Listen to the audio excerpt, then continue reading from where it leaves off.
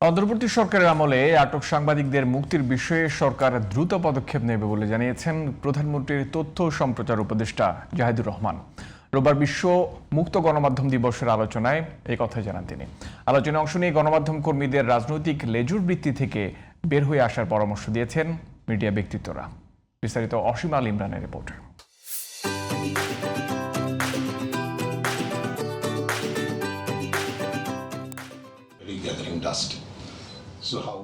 মুক্ত গণমাধ্যম দিবস উপলক্ষে রোববার ধানমন্ডির মাইডাস সেন্টারে আলোচনা সভার আয়োজন করে ট্রান্সপারেন্সি ইন্টারন্যাশনাল বাংলাদেশ টিআইবি।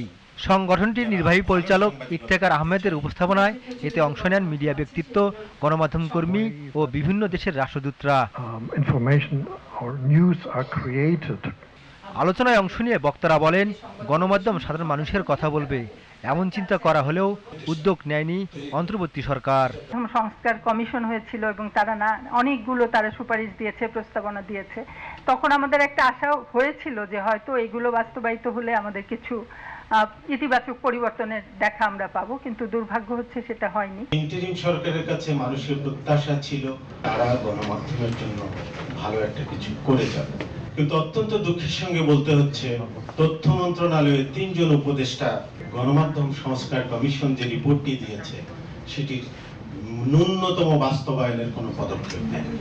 সাংবাদিকদের রাজনৈতিক লেজুরবৃত্তি থেকে বের হওয়ার আহ্বান জানিয়ে তারা বলেন, রাজনৈতিক দর্শন দিয়ে সাংবাদিকতা চলে না।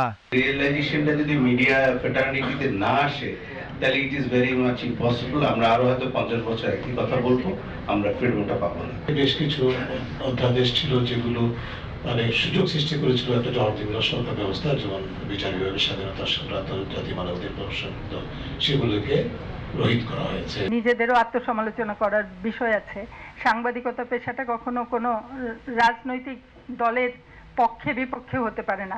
প্রধানমন্ত্রী তথ্য ও সম্প্রচার উপদেষ্টা জাহিদুর রহমান বলেন, অন্তর্বর্তী সরকারের মিডিয়া সংস্কার কমিশনের বাস্তবায়নযোগ্য প্রস্তাবগুলো বিবেচনা করবে সরকার। শেখ হাসিনা পতনের পর প্রেডিক্ট করা হলো যে বিএনপি ক্ষমতায় আসতে পারে এবং প্রচুর মিডিয়া যেভাবে কথা বলতে শুরু করলো বিএনপির পক্ষে দাঁড়িয়ে, আমাদের কি মনে হয় বিএনপি থেকে ইনস্ট্রাকশন দেওয়া হয়েছিল যেভাবে কথা বলতে হবে? সো সাংবাদিকতার ডেফিনেশন, পেরিমিটার সব পাল্টে গিয়েছিল।